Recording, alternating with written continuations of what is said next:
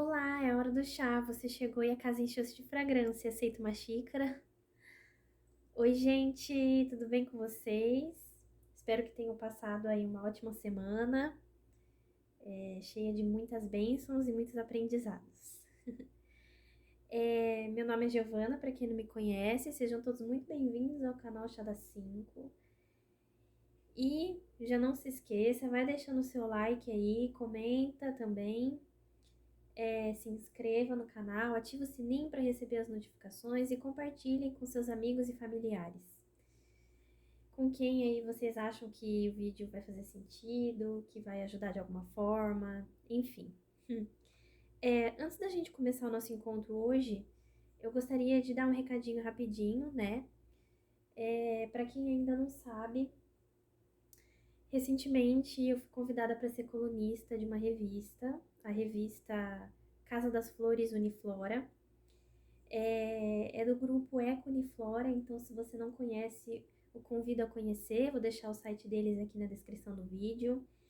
E quem fez o convite é a grande idealizadora, né, de todo esse grupo, a Leia, e eu gostaria de agradecer imensamente, né, me sinto muito honrada pelo convite e aceitei com o maior prazer, né, vi aí uma chance de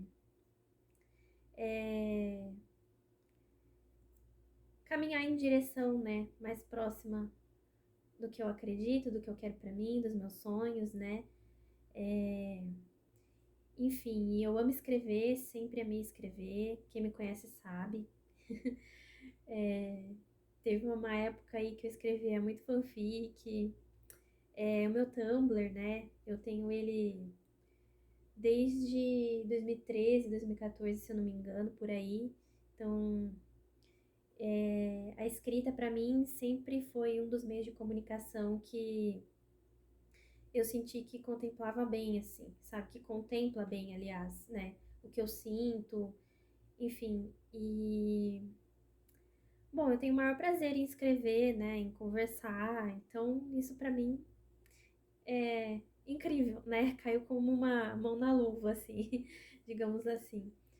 Então, eu convido vocês a lerem meu artigo. A edição desse mês já saiu, né? Com a minha primeira publicação lá. E não só a minha publicação, né, como a das outras colunistas também, né? A revista Casa das Flores é uma revista de mulheres, né?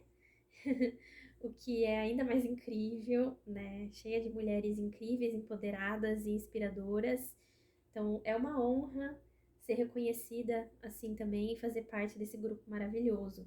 Então, convido vocês a lerem a edição desse mês e eu vou estar deixando aqui na descrição o link do Drive que eu criei para estar postando as revistas conforme elas forem saindo, porque por enquanto elas são online, né? Então eu vou deixar lá, né? E, bom, era esse o recadinho. Muito obrigada a todos que me acompanham, que me apoiam. Enfim, tudo isso é para vocês também, né? Não só para mim. Então estão todos convidados a fazer parte disso também. Bom, e para o nosso encontro de hoje, eu pensei em abrir aqui mais uma série que eu tava planejando também já tem um tempo. Eu tô com várias ideias na cabeça, tá, gente? E aí, conforme eu for sentindo o momento, eu vou estar trazendo por aqui. Não é muito diferente de uma série que eu já tenho, né? Que é a série do Contos de Fadas, né? Que eu vou estar trazendo contos de fadas, né, para ler. Aliás, eu tô devendo a reflexão do Aladdin, né? Me perdoem. Calma, calma. Vocês vão entender por que tanta demora. Eu vou explicar quando eu for trazer o vídeo, né? Mas eu vi que tem bastante visualização, acho que o pessoal tá gostando desse tipo de conteúdo, né? E eu também amo ler, então eu pensei em criar mais uma série, mais ou menos desse tipo, né? Que se chama Mitos, Lendas e Histórias. Então eu vou estar trazendo mitos, lendas e histórias aleatórias aqui pro canal, né? O que eu achar interessante, o que vocês quiserem que eu traga também, comentem aí que eu vou estar trazendo, tá? É, O que eu ver e me identificar e sentir e achar interessante trazer, eu vou estar trazendo, né? Eu achei melhor separar do de Contos de Fadas, porque aquela série lá, ela é específica para contos de fadas, entendeu? E daquele livro que eu tô lendo também, né? Então eu achei melhor dar uma separadinha, assim. E é isso, vocês podem estar olhando as playlists, tá? Eu montei playlists para facilitar para vocês. Aí vocês podem olhar lá, né, os vídeos de interesse de vocês. Fica mais organizadinho assim, né? Bom, então, né, já que para hoje eu pensei em trazer uma história, gente. É essa história aqui. Eu não sei se vai dar para ver por enquanto, mas logo logo eu vou arrumar a mesa, aí vai dar para ver melhor, tá? Eu acredito em unicórnio, de Michael Morpurgo. Ai, desculpa, eu não sei falar direito o nome. Mas assim, eu estava vagando na madrugada pela Amazon e eu adoro dar uma olhadinha nos decks de oráculos e tarôs que tem, em livros, enfim, até que de repente eu caí nesse livro aqui, né? Caí de paraquedas e bom, vocês sabem que eu amo demais unicórnio e que de fato eu acredito mesmo que eles existem. Então, o título me chamou muita atenção. Eu li a sinopse, também achei interessante. É um livro curtinho, então acho que vai ser bem gostoso também de estar lendo aqui com vocês. É a primeira vez que eu vou ler também, tá? Chegou essa semana e eu tô trazendo ele em específico pro canal, né, para nós lermos juntos. Então, eu não sei o que esperar, assim, pela sinopse eu achei interessante, né? Vamos ver sobre, né, do que se trata. Então, eu estarei lendo aqui com vocês também. Não conheço a história, né? E eu tô muito animada. Então, eu vou arrumar aqui a mesa rapidinho, tá, gente? E aí a gente começa. Outra coisa também, eu tô com alguns probleminhas em relação aos microfones. Ai, meu Deus, tô descabelada com isso. Inclusive, aceito dicas aí, né? Porque não tá dando certo assim. Eu compro um e aí ele falha. Então, no momento, eu tô gravando sem microfone. Peço desculpas se o som estiver meio ruim. Ainda mais porque vamos ler uma história, né? Mas acontece, né? Eu não vou ficar sem trazer conteúdo porque o microfone não tá funcionando, né? Então, eu espero que a essência em si, né? O que eu pretendo trazer aqui, que é de coração, que isso seja mais relevante, né? E o fator do microfone não atrapalhe tanto, né? Mas é isso. Então eu vou arrumar aqui a mesa pra gente começar, tá, gente? Boa leitura a todos. Procurem um lugar confortável. Se quiserem deitar, sentar, enfim, o que for mais confortável para vocês, né? O importante é vocês mergulharem na leitura comigo aqui, né? E relaxar, né? Então é isso. Boa leitura a todos.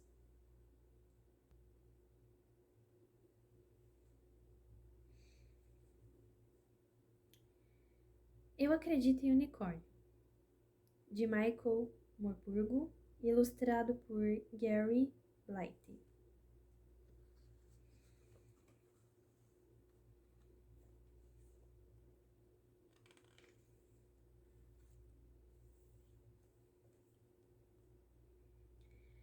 Para meus netos Alan e Lawrence.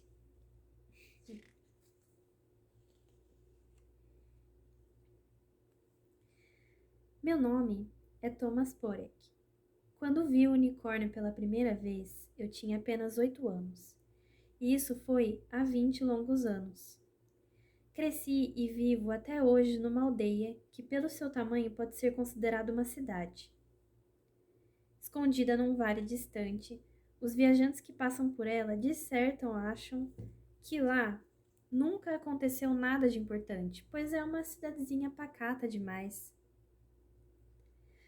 Mas não é verdade, pois lá aconteceu uma coisa muito importante, ao mesmo tempo assustadora e maravilhosa. Na minha infância, este lugar era meu mundo, cheio de encantos que eu bem conhecia.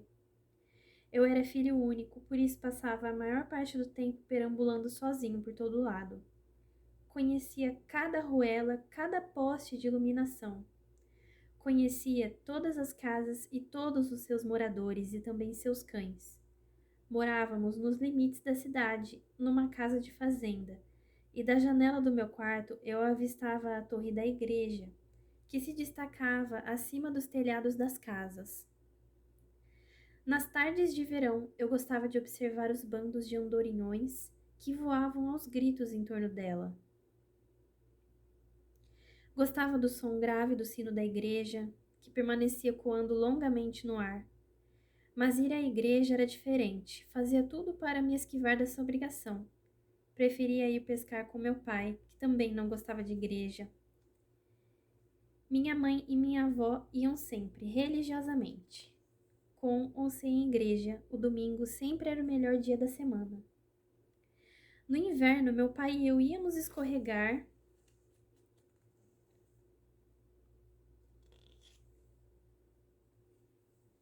de trenó pela encosta da colina. No verão, íamos nadar nos lagos e ao pé das cascatas, ficávamos rindo e gritando alegres sob a água gelada. Às vezes saíamos em longas caminhadas pelas montanhas e observávamos as águias que pairavam sobre os altos picos. Percorríamos as florestas sempre em busca de vestígios de cervos, javalis ou mesmo ursos. Com frequência até vislumbrávamos algum desses animais por entre as árvores. De vez em quando parávamos um pouco em silêncio para sentir a paz e assimilar a beleza daqueles momentos. Ouvíamos os sons da floresta, o sussurro do vento, o uivo longínquo dos lobos, animais que eu tanto desejava ver, mas nunca vi. Também fazíamos piqueniques. Íamos todos, minha avó, minha mãe, meu pai e eu. Depois, enquanto os adultos dormiam deitados ao sol, eu subia a colina e rolava pela encosta infinitas vezes. No fim, deixava-me cair deitado de costas sem fôlego, tonto de felicidade, sentindo as nuvens e as montanhas girar à minha volta. Eu não gostava da escola, mas minha mãe era muito mais severa com relação à escola do que à igreja. Nos dois casos, meu pai tomava meu partido. Dizia que a escola e os livros nunca fizeram muito bem a ele e que minha mãe exigia demais de mim. Ele aprende muito mais em um dia nas montanhas do que em uma semana na escola, argumentava. No entanto, minha mãe era inflexível. Nunca me deixava faltar às aulas, nem mesmo quando me queixava de dor de barriga ou de cabeça. Eu nunca consegui enganar minha mãe, não sei por que ainda me dava o trabalho de tentar. Ela me conhecia e percebia muito bem meu joguinho. Sabia que eu era capaz de mentir descaradamente, de inventar qualquer coisa para não ter que atravessar o portão da escola e entrar na fila, para não ter que ficar fechado entre as quatro paredes da sala de aula, para não ter que enfrentar as perguntas intermináveis da professora, nem a zombaria dos colegas quando não acertava a resposta, o que acontecia com frequência. Assim, dia após dia, lá ia eu para a escola. Ficava contando as horas, ansioso para que o tempo passasse depressa, sempre com os olhos voltados para as montanhas e as florestas onde tanto desejava estar. Todas as tardes, assim que terminavam as aulas, eu voltava correndo para casa, comia meu pão com mel e saía para brincar o quanto antes. Não é que eu não gostasse de pão com mel, pelo contrário, adorava. Além do mais, sempre saía da escola com muita fome. Minha mãe fazia o melhor pão do mundo e meu pai também fazia o melhor mel do mundo. Quer dizer, quem fazia eram as abelhas dele. Meu pai era apicultor e também um pouco fazendeiro. Nós tínhamos uma pequena fazenda, ou seja, algumas cabras na colina, alguns porcos no chiqueiro, galinhas no galinheiro e 2 vacas no curral. Mas o mel era sua produção principal. Ele tinha dúzias de colmeias nas encostas da montanha, portanto, nunca nos faltava mel. Para mim, nunca era demais. Eu adorava principalmente os favos, embora depois ficasse com pedacinhos de cera grudados nos dentes. O que eu não aceitava com tanto gosto era a caneca de leite que minha mãe sempre me obrigava a tomar antes de sair para brincar. Leite fresquinho, tirado na hora, ela dizia. Faz muito bem. Fizesse bem ou não, eu detestava leite, mas acabei aprendendo a engolir tudo de uma vez para não sentir o gosto. E também sabia que, quanto mais depressa eu engolisse, mais cedo poderia sair correndo para minhas montanhas adoradas. Às vezes eu ia com meu pai, no inverno para alimentar as abelhas, no verão para colher mel. Eu adorava estar ao lado dele, trabalhando de verdade. Só que eu preferia ficar sozinho, mas nunca lhe disse isso. Sozinho eu podia ir aonde quisesse. Sozinho eu deixava meus pensamentos e meus sonhos correrem à vontade. Podia soltar a voz para cantar, podia levantar voo com as águias, podia viver na floresta com os cervos, javalis, ursos e lobos invisíveis. Sozinho eu podia ser eu mesmo.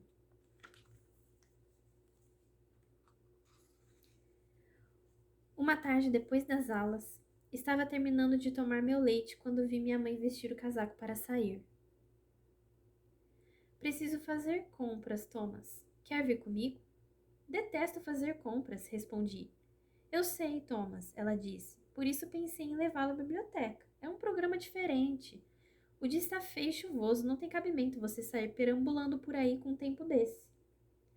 Mas eu quero, insisti, já sabendo que ela não ia me dar ouvidos. Você vai se molhar, Thomas, e vai acabar ficando doente.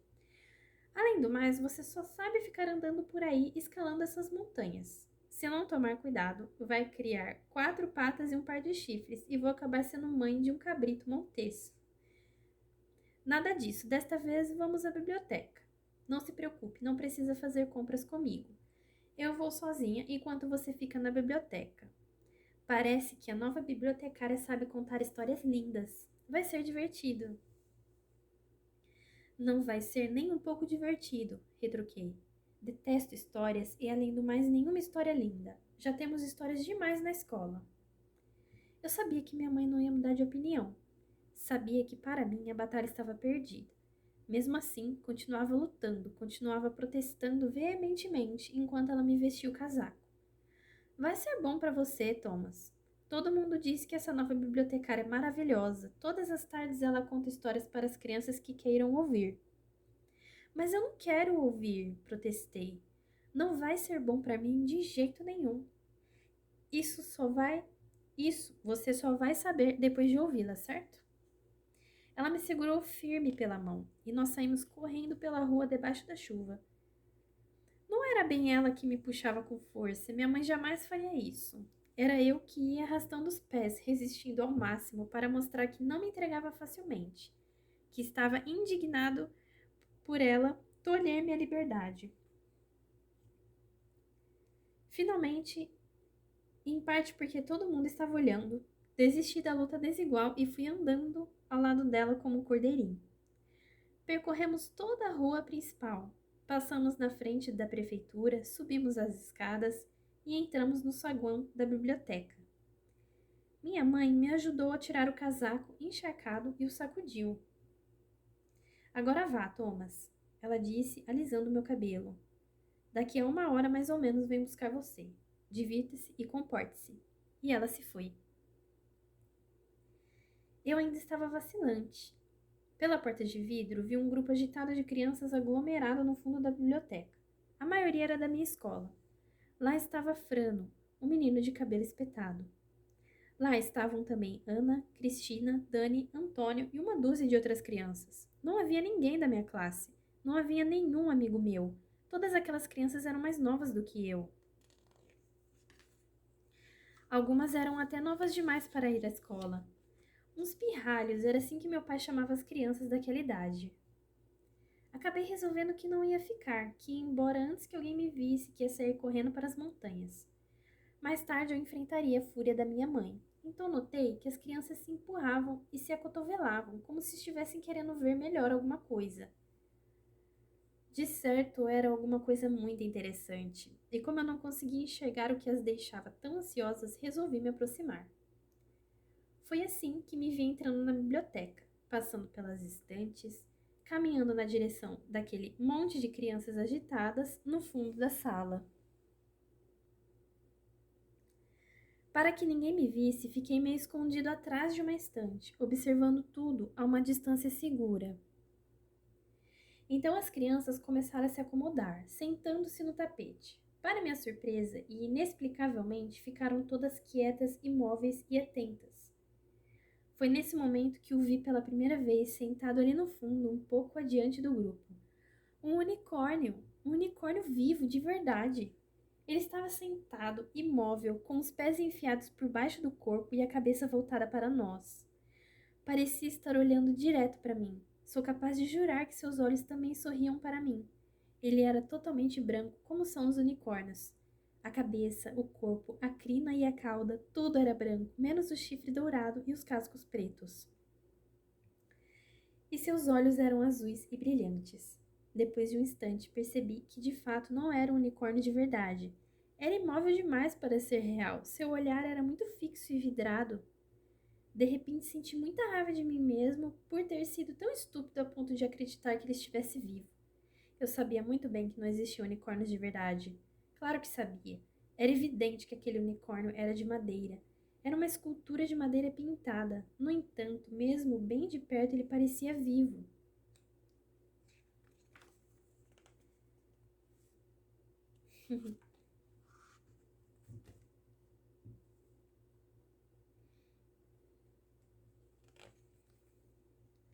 Era tão igual a um unicórnio de verdade, tão mágico e misterioso, que se ele levantasse e saísse trotando, não me surpreenderia nem um pouco. De pé ao lado dele estava uma moça, também imóvel. Ela tinha um chale claro e florido nos ombros e sua mão estava pousada na crina lisa do unicórnio. A moça, de certo, me notou meio escondido, ainda indeciso e vacilante, pois de repente acenou para que eu me aproximasse. Todos se voltaram para me olhar. Resolvi que ia sair correndo e comecei a recuar. Tudo bem, ela disse. Venha só se você quiser. Alguns momentos depois, lá estava eu junto com as outras crianças, sentado no chão com as pernas cruzadas na minha frente, olhando para ela esperando. A moça afagava o unicórnio e alisava seu pescoço. Depois, com muito cuidado, sentou nas costas dele. Tratava-o como se ele fosse de verdade, como se não quisesse assustá-lo. Acariciava-lhe a testa com as costas da mão. Sua mão era pequena, delicada e elegante. Aliás, toda ela era assim. À minha volta tudo era silêncio, um silêncio de expectativa. Ninguém se mexia, nada acontecia, ninguém dizia nada. De repente, Ana, que estava sentada ao meu lado, falou: A história do unicórnio, senhorita. Queremos a história do unicórnio. E todos passaram a pedir ao mesmo tempo: A história do unicórnio! A história do unicórnio! Muito bem, crianças, disse a moça, levantando a mão para tranquilizar todo mundo. Então vamos começar pela história do unicórnio. Fez uma pausa e fechou os olhos por um momento. Depois os abriu, olhou direto para mim e começou. Olhem pela janela. Está chovendo, não é? Já imaginaram o que aconteceria se nunca mais parasse de chover?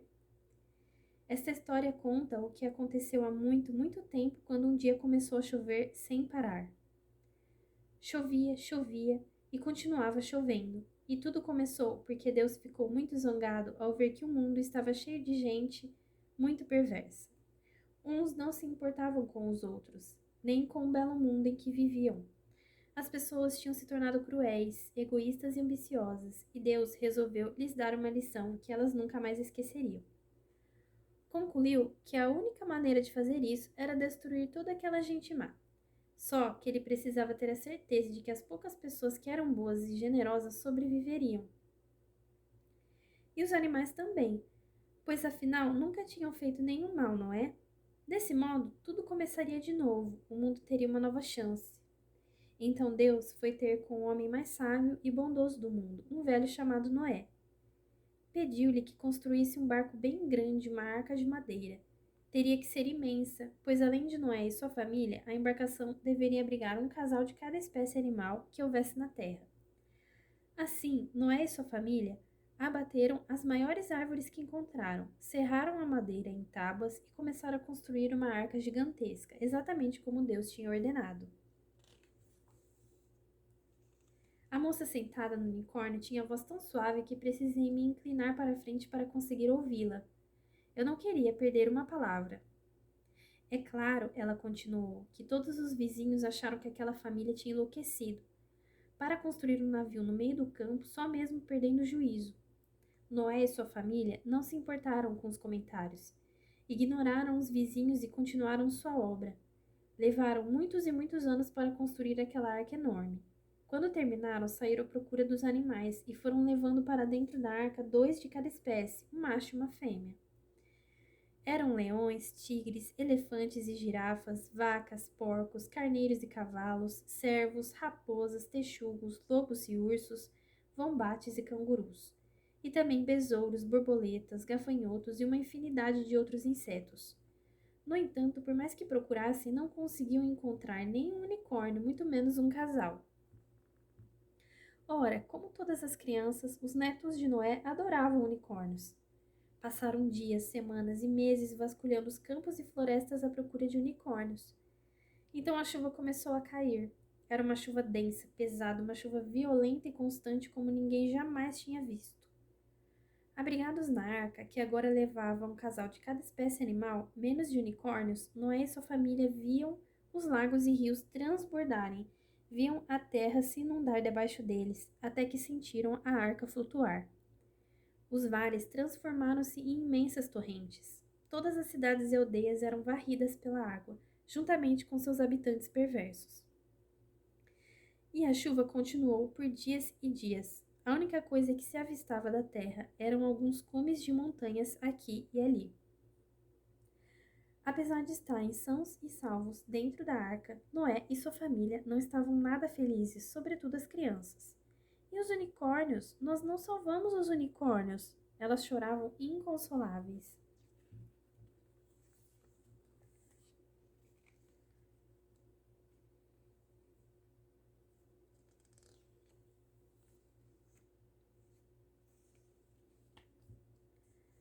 Noé então teve uma ideia. Vou fazer um unicórnio de madeira para vocês. Vai ficar quase igual a um unicórnio de verdade. Vocês poderão montar nele. E como os unicórnios são criaturas mágicas, ele vai nos trazer a sorte de que vamos precisar nesta jornada. Assim, Noé esculpiu um unicórnio de madeira para seus netos. Era como este, esplêndido, lindo e mágico. As crianças adoravam brincar com o unicórnio, e às vezes Noé se sentava nas costas dele e contava histórias lindas. Não foi culpa de Noé, nem de seus filhos, nem de seus netos. Estavam todos ocupados em alimentar os animais da arca.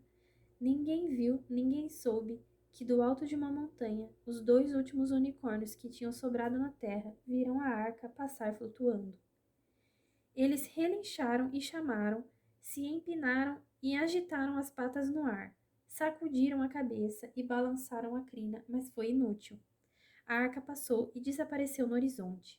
Os unicórnios ficaram encurralados no alto da montanha, à mercê da chuva e do vento, cercados por um mar bravio. Os lampejos dos raios atravessavam as nuvens, os rugidos dos trovões rolavam por toda parte. Tornados rodopiavam e se retorciam, açoitando os mares com fúria. A terra inteira naufragava, devastada pelo gigantesco dilúvio. Quanto aos pobres unicórnios ilhados, a água foi subindo, subindo, cobriu suas patas, depois chegou à altura de suas costas até que eles foram obrigados a nadar.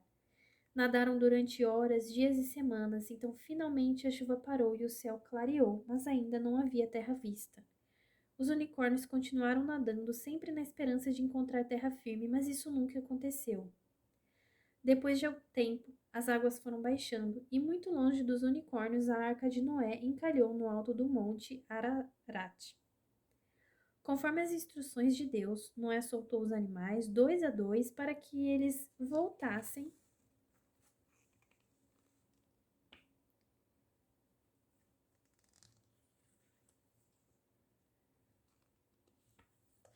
a voar a terra.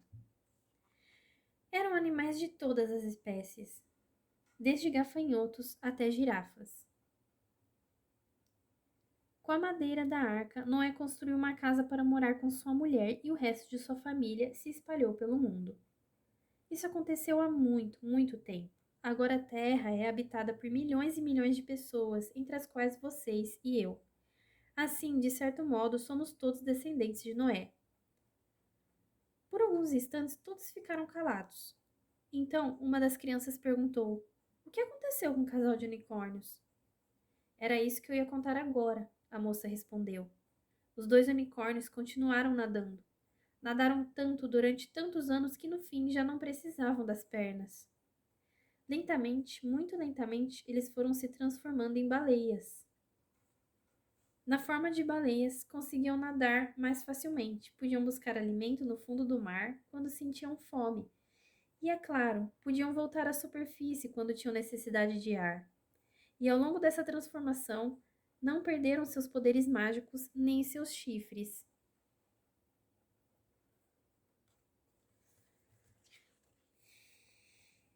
Por isso, até hoje existem no mar baleias com chifres de unicórnio. São os narvais. A moça inclinou-se para a frente e sua voz se tornou um sussurro.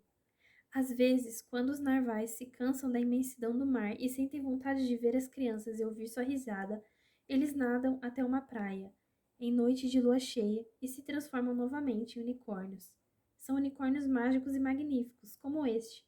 Portanto, crianças, eu acredito em unicórnio, acredito mesmo. A história terminou e durante algum tempo ninguém disse uma palavra. Era como se estivéssemos acordando de um sonho que não queríamos que terminasse. Depois, a moça contou outras histórias e também recitou alguns poemas. Ao lado dela, no chão, havia uma sacola de livros. Ela dizia que eram livros especiais, os livros de que mais gostava. Às vezes lia algum deles, outras vezes inventava histórias, ou talvez as soubesse de cor, não tenho certeza. Com todas as histórias que ela contava e todas as poesias que recitava, era a mesma coisa. Eu nunca queria que terminassem, e quando terminavam, eu sempre queria mais. Pronto, crianças, ela disse, fechando o livro que tinha acabado de ler. Agora é a vez de vocês. Quem quer nos contar uma história? Uma mão se levantou. Era Frano, o menino do cabelo espetado. Eu? Posso contar uma história, senhorita? Frano sentou nas costas do unicórnio e contou a história de um pato que não sabia grasnar como os outros patos. Ele só sabia falar, por isso os outros patos o consideravam estúpido e caçoavam dele. Depois foi a Ana quem contou uma história, depois foi outra criança e depois outra. Todo mundo queria sentar no unicórnio mágico. Fiquei com vontade de tentar, mas ao mesmo tempo me apavorei. Não queria bancar o bobo e morria de medo de falar na frente de todo mundo. Assim, não levantei a mão e só fiquei ouvindo as histórias dos outros. O tempo passou voando. No caminho de volta para casa, minha mãe perguntou se eu tinha me divertido e se tinha gostado das histórias. Foi tudo bem, eu disse vagamente, sem querer dar o braço a torcer. No dia seguinte, na escola, falei a alguns colegas sobre a dama do unicórnio, como os pirralhos a chamavam. Falei das histórias que ela contava e do poder mágico do unicórnio. Disse que eles precisavam ir à biblioteca para ver e ouvir tudo pessoalmente. Ninguém se animou muito. Histórias e poesias não despertavam muito entusiasmo entre meus colegas. Mesmo assim, aquela tarde, acho que por curiosidade, um ou dois deles foram comigo à biblioteca. Um ou dois foi suficiente, pois logo eles eram alguns e esses alguns se tornaram muitos. Na hora do recreio, uns falavam aos outros sobre a dama do unicórnio e o pequeno grupo da biblioteca foi crescendo, crescendo, até que se tornou uma multidão.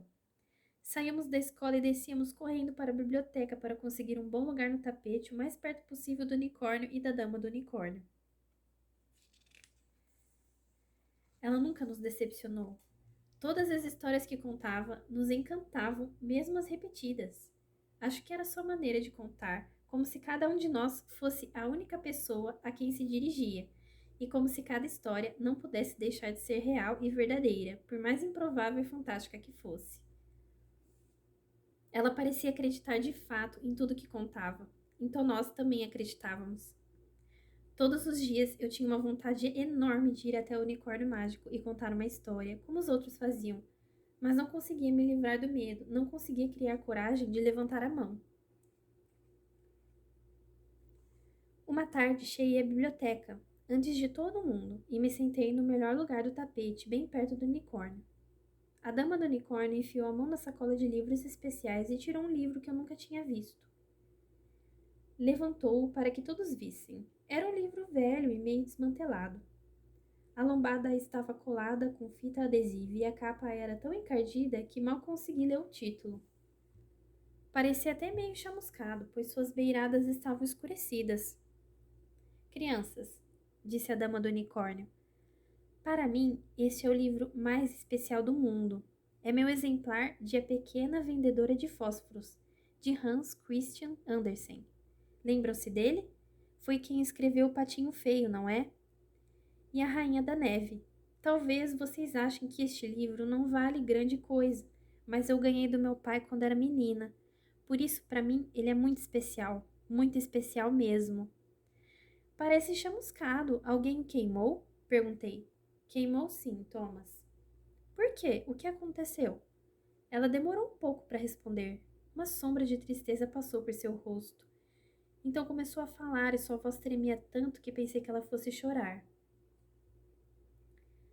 Quando eu era pequena, menor ainda do que vocês, eu morava num outro país. Naquele tempo, o país era governado por gente perversa, gente que temia a magia das histórias e das poesias, que tinha medo do poder dos livros. Essas pessoas sabiam que histórias e poesias ajudam a pensar e a sonhar. Os livros levam a fazer perguntas, e essas pessoas não queriam que ninguém pensasse nem sonhasse, e principalmente não queriam que ninguém fizesse perguntas. Queriam que todos nós pensássemos como elas, que acreditássemos no que elas acreditavam, que fizéssemos tudo o que nos mandassem fazer.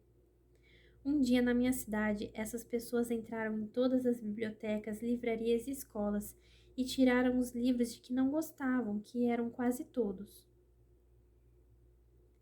No meio da praça, soldados de botas pretas e camisa marrom fizeram uma fogueira enorme com aqueles livros. E enquanto os livros se transformavam em chamas, sabe o que os soldados faziam? Eles aplaudiam. Dá para acreditar? Aplaudiam. Eu estava lá com meu pai, vendo tudo acontecer. De repente, ouvi meu pai gritar: Não, não! Ele avançou, tirou um livro do fogo e, com as mãos nuas, tentou abafar as chamas. Os soldados puseram-se a gritar. Saímos correndo, mas eles vieram atrás de nós e nos alcançaram. Jogaram meu pai no chão, começaram a chutá-lo, a espancá-lo, atacando-o com baionetas e espingardas. Meu pai se debatia, tentando proteger-se o mais possível. Só que não largou o livro e não o largaria por mais que apanhasse. Tentaram arrancá-lo de suas mãos, mas não conseguiram. Este foi o livro que ele segurou até o fim. Este foi o livro que ele salvou. Por isso é meu livro favorito, o livro mais especial do mundo. Ela olhou para nós. Aos poucos a sombra foi sumindo de seu rosto e ela sorriu. Além disso, continuou, A Pequena Vendedora de Fósforos é uma história linda. Thomas, será que você não quer aceitar no unicórnio e ler esta história para nós? Você não aceitou no unicórnio nenhuma vez, não é?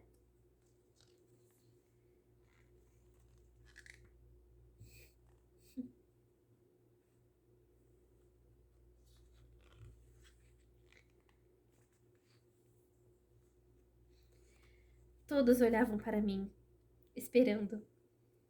Eu estava com a boca seca, fiquei apavorado, achei que não ia conseguir. Venha, ela disse. Venha sentar-se ao meu lado no unicórnio.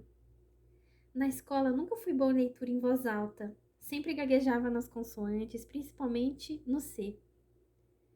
Morria de medo das palavras longas, pois todos zombariam de mim se não conseguisse lê-las direito. Mas então, sentado ali no unicórnio mágico, comecei a ler e todo o meu pavor simplesmente desapareceu. Ouvi o som forte e alto de minha voz. Era como se estivesse sozinho nas montanhas, cantando alto, soltando a voz alegremente. As palavras dançavam como música no ar, e eu sentia todos ouvindo. Sabia que não era a mim que estavam ouvindo, mas a história da pequena vendedora de fósforos, pois estavam tão fascinados por ela quanto eu. Aquele dia peguei o primeiro livro emprestado na biblioteca. Escolhi Fábulas de Esopo, porque gostava dos seus animais. A dama do unicórnio já tinha lido aquelas fábulas para nós e eu as tinha adorado.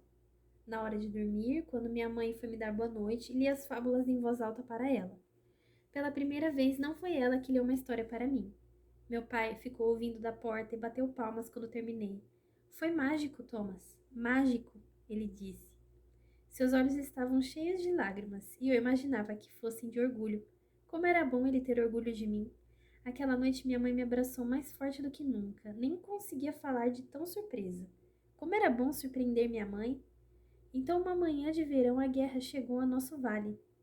Antes daquele dia eu já tinha ouvido falar alguma coisa sobre a guerra, porém não sabia o que significava nem por que estava acontecendo. Sabia que alguns homens da aldeia tinham partido para lutar. O carteiro Ivan Zek, Pavo Batina da fazenda vizinha nossa, Tono Ragus, irmão de Frano,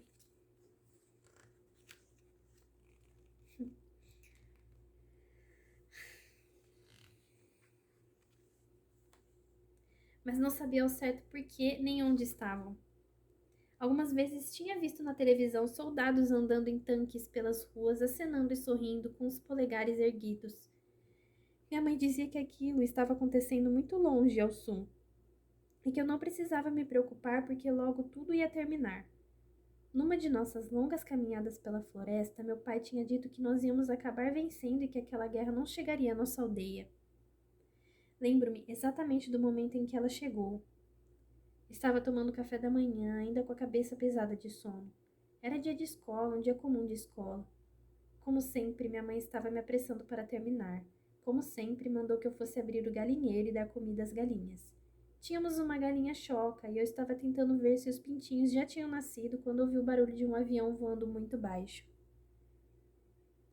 Saí do galinheiro e o vi em voo rasante sobre os telhados. Então ele subiu, inclinou-se e arremeteu cintilando ao sol. Achei lindo, parecia uma imensa águia brilhante. Foi então que as bombas começaram a cair, primeiro lá longe, para além do rio, depois cada vez mais perto. Tudo aconteceu de repente. Minha mãe saiu da casa, meu pai me pegou pela mão. Aos gritos, eles tentavam se entender sobre quem ia buscar minha avó. Minha mãe gritou para entrarmos que ela ia à cidade buscar minha avó. Então meu pai e eu corremos pelo campo e entramos na floresta. Escondidos debaixo das árvores, vimos o avião dar uma volta por cima de nós enquanto uma avalanche de centenas de pessoas deixava a cidade para se embrenhar conosco na floresta. Tínhamos esperança de ver minha mãe e minha avó entre a multidão, mas elas não apareciam.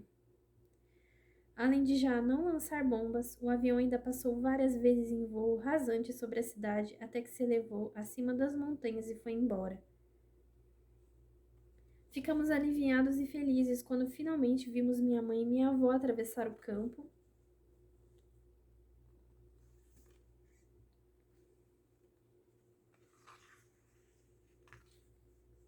ao nosso encontro. Saímos correndo do meio das árvores para ajudá-las e logo voltamos ao abrigo da floresta. Lá, nos abraçamos. Nossas testas se tocavam, minha avó rezava alto.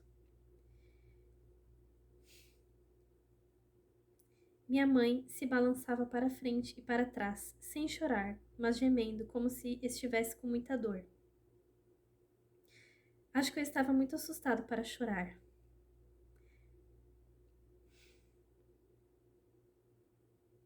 Foi então que meu pai nos fez prometer que ficaríamos onde estávamos, até que ele voltasse para nos buscar. Ele não estava sozinho. Havia alguns outros homens com ele. Vi-os descer a colina aos saltos, rumo à cidade. Aonde eles vão? Perguntei. Minha mãe não respondeu. Ela e minha avó se ajoelharam, movendo os lábios numa prece silenciosa.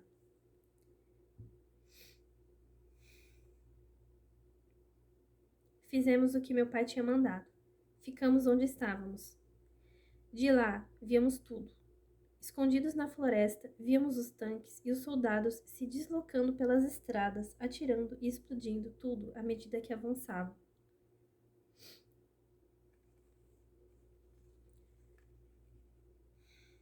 Na cidade havia fogo por todo lado, de modo que logo ficou difícil enxergar as casas no meio da fumaça. Depois se fez silêncio. Teriam ido embora? Será que estava tudo acabado? Também comecei a rezar. Por favor, Deus, faça com que isso acabe. Não deixe que os soldados voltem. Por favor, Deus, proteja meu pai. Por longas horas, ficamos onde estávamos, sem saber o que fazer, enquanto lá embaixo a cidade se incendiava. Finalmente vimos um homem subir correndo ao nosso encontro, só que não era meu pai, era o pai de Frano. Ao recuperar o fôlego, disse-nos que os soldados dos tanques tinham ido embora, que agora podíamos voltar para casa em segurança. Onde está meu pai? Perguntei. Não sei, Thomas. Não o vi. Minha mãe tinha que ajudar minha avó a descer a colina. Assim, saí correndo na frente delas. Procurei meu pai em casa, chamei por ele em todos os lugares, mas não tive resposta. No curral encontrei nossas 2 vacas mortas, o porco também. Havia sangue por todo lado, muito sangue. A casa estava inteira, mas correndo pela cidade à procura do meu pai, eu só via destruição. Perguntava por ele a todos que encontrava, ninguém o tinha visto. Todos choravam e agora eu também chorava, porque não conseguia esquecer a terrível cena das vacas, dos porcos e do sangue. E principalmente estava começando a temer o pior, que meu pai estivesse morto. O centro da cidade tinha sofrido os maiores estragos. Não havia quase nenhum prédio em pé. A prefeitura estava em chamas. Todos os carros na rua tinham se transformado em carcaças calcinadas, os pneus de alguns ainda queimavam. Homens e mulheres corriam para todos os lados tentando apagar o fogo com mangueiras e baldes. Meu pai, no entanto, não estava entre eles. Havia outros simplesmente parados na rua olhando ao redor aturdidos. Alguns mal conseguiam responder quando lhes perguntava por meu pai. O velho senhor Liban só balançou a cabeça e soluçou.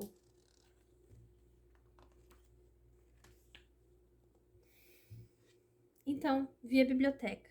Chamas saíam pelas janelas do andar de cima. O carro de bombeiros estava na rua e os homens tentavam acionar as mangueiras.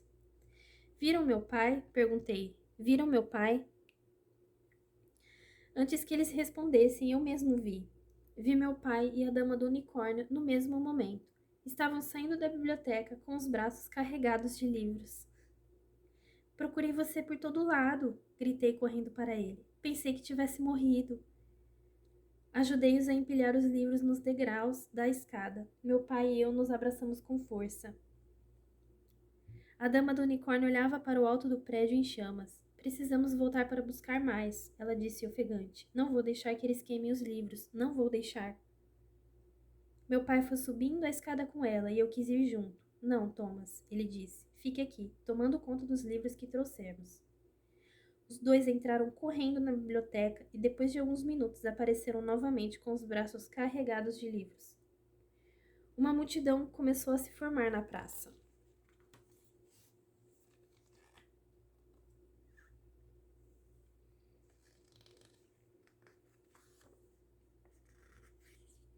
Precisamos de ajuda, gritou a dama do unicórnio. Temos que salvar os livros. Nesse momento, iniciou-se o grande resgate dos livros. De repente, dezenas de pessoas passavam por mim e entravam na biblioteca. Os bombeiros avisavam que era perigoso, porém ninguém lhes dava atenção. Pouco depois, um sistema de evacuação de livros estava instalado. Nós, crianças, formávamos 2 correntes humanas que atravessavam a praça desde a biblioteca até o café do lado oposto. Todos os livros resgatados passavam de mão em mão ao longo das correntes e eram empilhados no chão e sobre as mesas do café. Quando já não havia espaço no café, passamos a utilizar a mercearia da senhora Danique. Lembro que depois ela nos ofereceu doces de graça por termos trabalhado tanto. No entanto, a certa altura os bombeiros tiveram que dar fim à operação e não deixaram ninguém mais entrar para pegar livros. Segundo eles, o teto poderia desabar a qualquer momento. O unicórnio! Eu gritei. E o unicórnio? Não precisava ter me preocupado. Os últimos a aparecer, sujos, com os olhos vermelhos e o rosto coberto de fuligem, foram meu pai e a dama do unicórnio, carregando o unicórnio. Estava escurecido, com as costas e as pernas chamuscadas, tinha perdido o rabo, mas sua cara continuava branca e seu chifre dourado.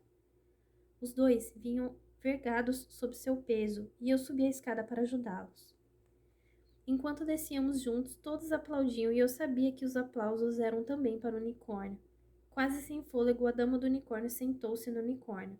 A senhora Danique lhe trouxe um copo da água. Nós, as crianças, nos reunimos em torno dela, esperando que ela se recuperasse para poder falar. Acho que também queríamos ouvir uma história. Até hoje nunca contei isso a ninguém, crianças. Ela começou com a voz rouca, ainda tossindo de vez em quando. Meu pai esculpiu este unicórnio para mim.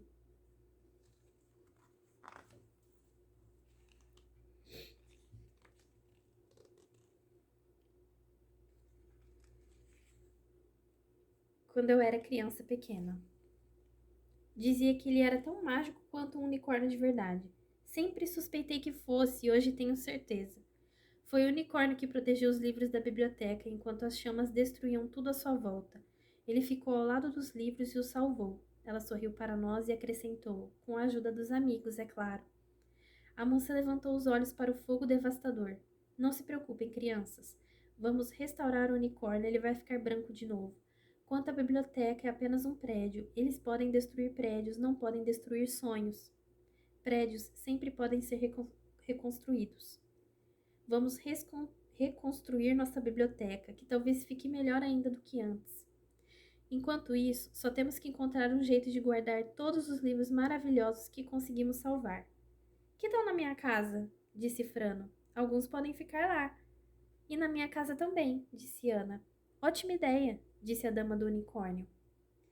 É isso mesmo que vamos fazer. Cada um poderá levar para casa todos os livros que conseguir guardar para cuidar deles. Lembre-se de que devem ser mantidos secos, limpos e queridos. Gostar deles é muito importante.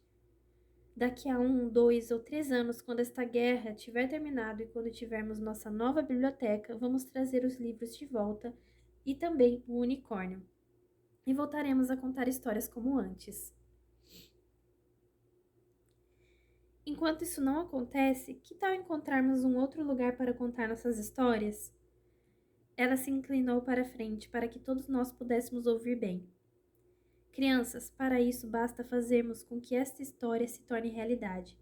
Para fazer alguma coisa acontecer, é preciso acreditar de fato que ela vai acontecer. E nós vamos fazer com que ela aconteça, pois eu contei essa história sentada no unicórnio mágico, não é? Assim, tudo aconteceu exatamente como a dama do unicórnio disse que aconteceria. Aquela noite, cada família que ainda tinha o teto sobre a cabeça levou para casa um carrinho de mão cheio de livros para cuidar deles. E também havia gente que precisava de cuidados, é claro. Eram famílias que tinham perdido suas casas, que tinham perdido tudo. Cada uma dessas famílias foi abrigada em algum lugar. Frano e sua família ficaram na nossa fazenda até conseguirem reconstruir sua própria casa. Ficou meio apertado, é claro. Tive que dividir meu quarto com Frano e com nossa pilha de livros. Quanto aos livros, tudo bem. Já Frano roncava, o que não era tão bom. Os dias sombrios da guerra terminaram. Com o tempo, todas as casas foram reconstruídas. E a biblioteca também. Era exatamente igual à antiga, só que mais nova, é claro. O unicórnio foi restaurado e todos nós levamos os livros de volta para a biblioteca. Assim, a história da Dama do Unicórnio se tornou realidade, conforme ela tinha dito. No dia em que a nova biblioteca foi inaugurada oficialmente, pediram a meu pai, a Dama do Unicórnio e a mim que carregássemos o unicórnio de volta para dentro dela. Acho que foi porque meu pai e eu tínhamos ajudado a Dama do Unicórnio a carregá-lo para fora naquele dia terrível. As bandeiras flutuavam, a banda tocava, todos aplaudiam. Minha mãe e minha avó também estavam lá. Notei que elas gritavam e fiquei muito contente. O prefeito fez um discurso que começava assim: Hoje é o dia do unicórnio, o dia mais importante que nossa cidade já viveu, o dia em que todos vamos recomeçar juntos. Aquela noite houve fogos de artifício, todos dançaram e cantaram. Nunca me senti tão orgulhoso e tão feliz. Agora, depois de tantos anos, nosso país voltou a ter paz. Tivemos sorte, não perdemos muita gente, ao contrário do que aconteceu com tantas outras cidades. Só Ivan Zek, o carteiro, não voltou para casa depois da guerra. Ele morreu num campo de prisioneiros em algum lugar. E Tônio, irmão de Frano, voltou cego e sem uma perna. Portanto, nem tudo voltou a ser como antes. A verdade é que depois de uma guerra nada volta a ser como antes. Mas a Dama do Unicórnio ainda trabalha na biblioteca da cidade, ainda lê histórias para as crianças depois da aula. Eu também conto, uma vez ou outra, quando ela me pede, pois agora sou um escritor, um inventor de histórias. E se uma vez ou outra perco o fio da minha história, vou até a biblioteca, sento no unicórnio mágico e minha história volta a fluir. Portanto, eu acredito em unicórnio.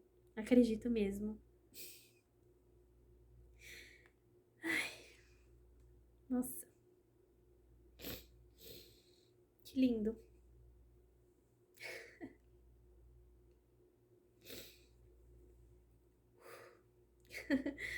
Ai, gente. gente. Meu Deus. Nossa, esse livro mexeu comigo. Tive que me segurar algumas vezes enquanto lia para não chorar.